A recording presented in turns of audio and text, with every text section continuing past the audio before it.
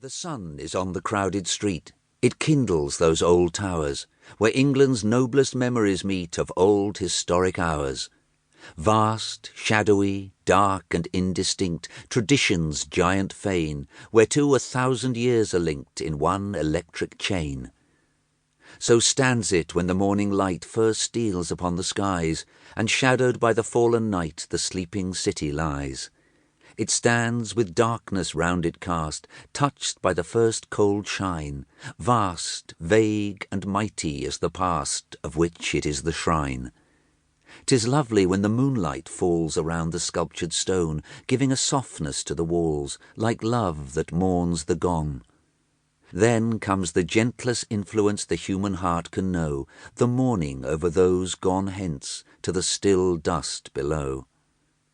The smoke, the noise, the dust of day have vanished from the scene. The pale lamps gleam with spirit ray o'er the park's sweeping green.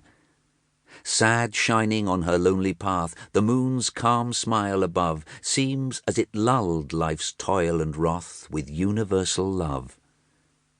Past that still hour and its pale moon, the city is alive. It is the busy hour of noon, when man must seek and strive. The pressure of our actual life is on the waking brow. Labour and care, endurance, strife, these are around him now. How wonderful the common street, its tumult and its throng, the hurrying of the 1,000 feet that bear life's cares along. How strongly is the present felt with such a scene beside. All sounds in one vast murmur melt the thunder of the tide. All hurry on, none pause to look upon another's face. The present is an open book, none read, yet all must trace. The poor man hurries on his race his daily bread to find. The rich man has yet wearier chase for pleasures hard to bind. All hurry, though it is to pass for which they live so fast. What doth the present but amass the wealth that makes the past? The past is round us, those old spires that glimmer o'er our head. Not from the present is their fires, their light is from the dead. But for the past, the present's powers were waste of toil and mind, but for those long and glorious hours which leave themselves behind. Nearer, My God, to Thee, by Sarah Flower Adams. Nearer, my God, to Thee, nearer to Thee, even though it be a cross that raiseth me, still all my song shall be, nearer, my God, to Thee, nearer to Thee.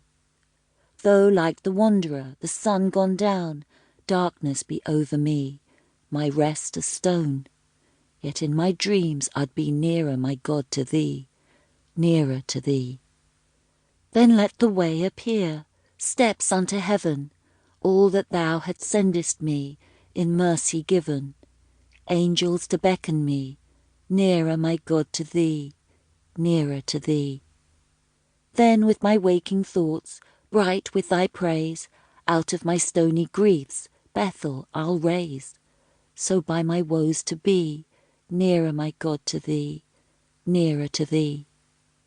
Or if on joyful wing cleaving the sky, sun, moons and stars forgot, upward I fly, still all my song shall be, nearer, my God, to Thee, nearer to Thee.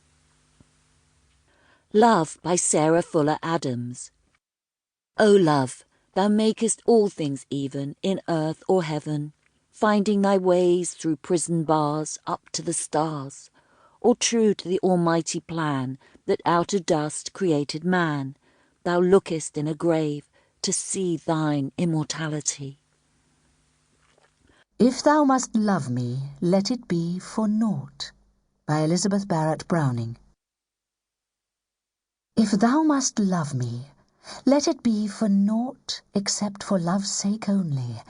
Do not say, I love her for her smile, her look, her way of speaking gently, for a trick of thought that falls in well with mine, and certes brought a sense of pleasant ease on such a day. For these things in themselves, beloved, may be changed, or change for thee, and love so wrought may be unwrought so. Neither love me for thine own dear